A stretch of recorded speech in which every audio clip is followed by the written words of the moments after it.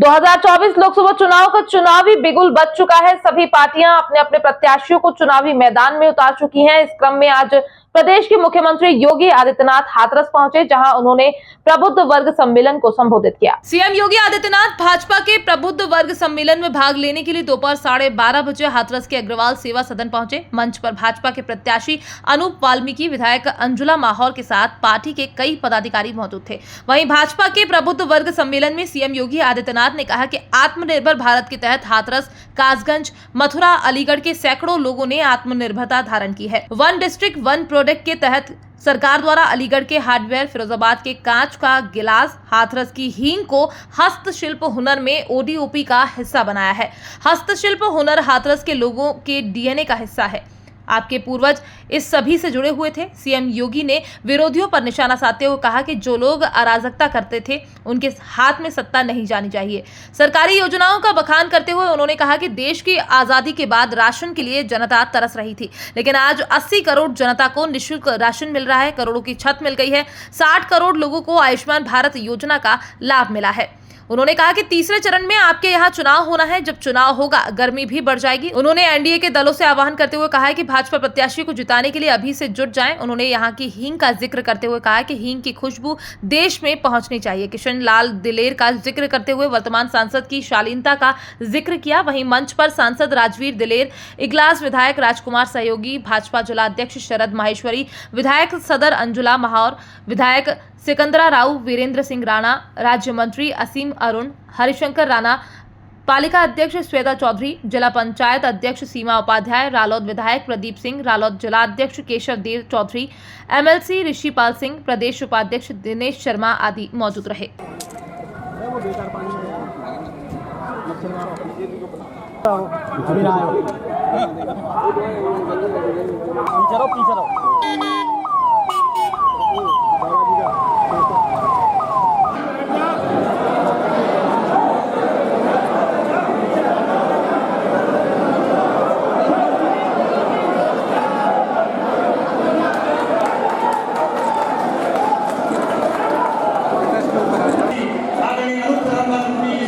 माननीय मुख्यमंत्री जी का मोमेंटो के तरफ स्वागत करें, अभिनंदन करें।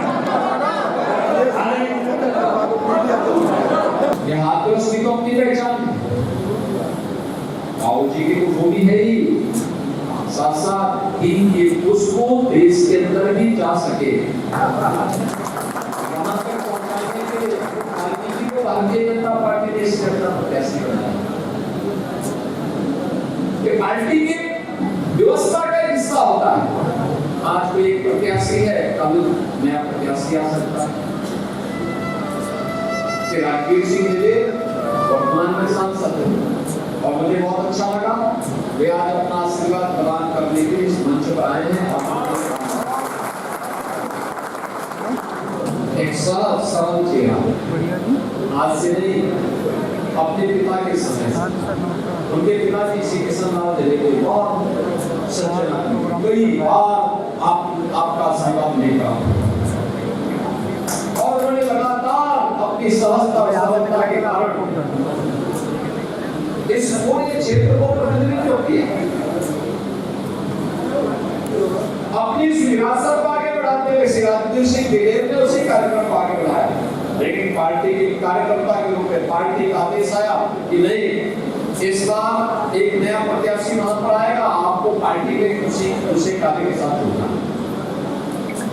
वे उसी निष्ठा के साथ लगे हैं और मुझे प्रसन्नता है कि श्री राजवीर सिंह दिलेर आज यहाँ पे हमारे इस कार्यक्रम में मंच पर आए हैं। मैं उनका हृदय से अभिनंदन करता हूँ। मेरी आप सबसे अपील है कि किसी भी लोकसभा क्षेत्र के प्रत्याशी के लिए चुनाव के दौरान, क्योंकि श्री अनूप वाल्मीकि को प्रत्याशी हम लोगों ने इस समय बनाया, इससे पहले वो सरकार में मंत्री और मंत्री होने के नाते मैं उनको पूरे प्रदेश में दौड़ाता हूं कि भाई देखो, कभी पूर्व में, कभी पश्चिम में, कभी बुंदेलखंड में, कभी मध्य क्षेत्र में, अलग अलग क्षेत्र में जिले जिले को जनता की समस्या का समाधान करो, पब्लिक के लिए कार्य करो। पूरी निष्ठा के साथ कार्य करता है, पूरी ईमानदारी के साथ कार्य करता है। एक एक प्रोग्रेस रिपोर्ट हमें उपलब्ध कराता था। और लोकसभा चुनाव का जब जैसे ही घोषणा हुई और उनके नाम की घोषणा हुई, वे आपके बीच आ रहे होंगे, समय दे रहे होंगे। और ये संभव नहीं हो सकता कि एक एक घर में जा सके, एक एक घर में, एक एक परिवार के घर में जाकर के इस समय चुनाव के दौरान कठिन होता है, क्योंकि इसी दौरान उनको अपना एनओसी भी देना होता है, इसी दौरान उनको कार्यालय की व्यवस्था भी देखनी होती है, संगठन की व्यवस्था के साथ जुड़ना होता है, ढेर सारे कार्य होते हैं। और इसलिए इस समय आप में से हर एक व्यक्ति को अनूप वाल्मीकि बनना पड़ेगा, नरेंद्र मोदी बनना पड़ेगा।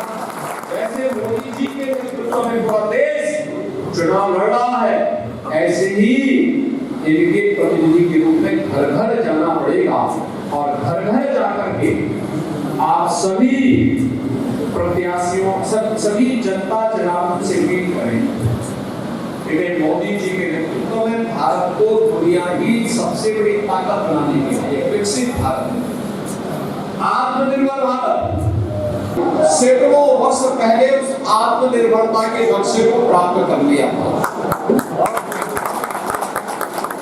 और वह उसके मैं उदाहरण आपके सामने दूंगा। जब हमने प्रदेश में प्रत्येक जनपद की उत्पाद को प्रोत्साहित करने के लिए वन डिस्ट्रिक्ट वन प्रोडक्ट की अपनी नीति बनाई,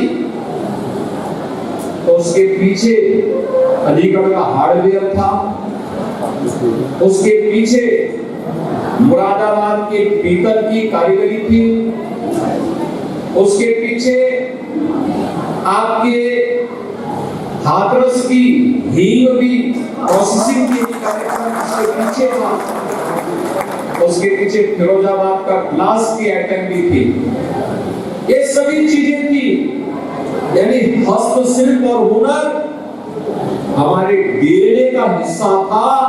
और यहाँ पर आत्मनिर्भरता के लक्ष्य के माध्यम से सामाजिक स्वावलंबन का उदाहरण यहाँ के आपके पूर्वजों ने प्रस्तुत किया, वो अत्यंत अभिनंदनीय है। मैं उन सबको भी नमन करता हूँ। आज दुनिया के अंदर भारत का सम्मान बढ़ा है, वे सम्मान भारत के 140 करोड़ लोगों का सम्मान है। सीमाएं सुरक्षित हुई है, पूरी तरह सुरक्षित हुई भारत की सीमाएं। अब दुश्मन भारत की सीमा में घुसने का तो साहस नहीं कर सकता। आंतरिक सुरक्षा की स्थिति बेहतर हुई है,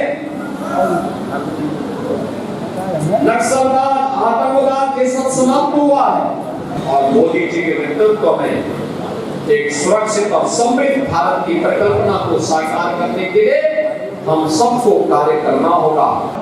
भारतीय जनता पार्टी के शीर्ष नेतृत्व को और खास तौर पर उत्तर प्रदेश के यशस्वी मुख्यमंत्री आदरणीय योगी आदित्यनाथ जी को कि उन्होंने मेरे जैसे जो वाल्मीकि समाज में जन्मे, जो अनुसूचित वर्ग के भी वाल्मीकि समाज जैसे परिवार में जन्मे साधारण से व्यक्ति को मैं कहता हूँ 3 बार विधानसभा का टिकट दिया और उत्तर प्रदेश की सरकार में मेरे जैसे साधारण व्यक्ति को, जो हम कल्पना नहीं कर सकते, मेरे जैसे व्यक्ति को उत्तर प्रदेश की सरकार में मंत्री बनाने का काम किया और उसके साथ ही साथ देश की सबसे बड़ी पंचायत में मुझे एमपी का जो टिकट देकर के सम्मान दिया है।